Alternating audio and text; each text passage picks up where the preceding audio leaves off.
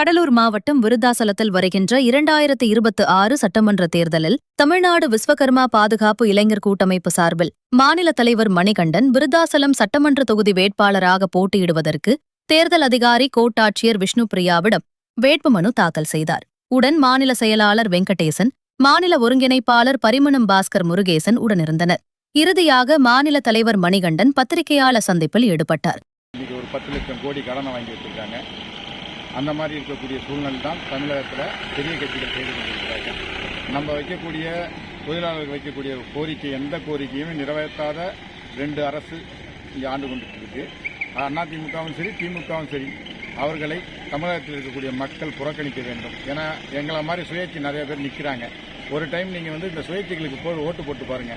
நம்ம ஓட்டை காசு குறைக்காம நம்ம ஓட்டு உரிமையோடு போட வேண்டும் என்பதை முடிவெடுத்து இந்த 2026 எலெக்ஷனில் ஓட்டு போட வேண்டும் என்று மக்களை அன்பான வேண்டுகோளாக வைக்கிறோம். கண்டிப்பாக இந்த சட்டமன்ற தொகுதி கண்டிப்பாக ஒரு ஓட்டை வங்கியை நாங்கள் வாங்கி காட்டுவோம் தொழிலாளர்கள் சார்பாக என்று கூறிக்கொள்கிறோம். என்ன வாக்குறுதி சார் வச்சிருக்கீங்க மக்களுக்கு? வாக்குறுதின்றது இப்போ தமிழக அரசாங்கம் இப்போ ஆண்டு கொண்டிருக்கிற அரசாங்கம் நான் வந்தோம்னா 10 லட்சம் காங்கிரீட் வீடு கட்டி தருவோன்றாங்க. அதே மாதிரி இலவசமாக ஒரு 8000 கொடுக்குறோம், அவங்க ஃப்ரிட்ஜ் கொடுக்குறோம், அவங்க 2500 ரூபா கொடுக்குறேன்றாங்க. 10 லட்சம் வீடு கொடுக்குறேன்னு சொன்னாங்களோ, அந்த 10 லட்சம் பேருக்கு ஃபஸ்ட்டு இடம் இருக்கான்றது தெரியாது. அந்த இல்லாத காரணத்தினால்தான் இவங்க வீடு கொடுக்குறோம். நீங்கள் ஒரு 400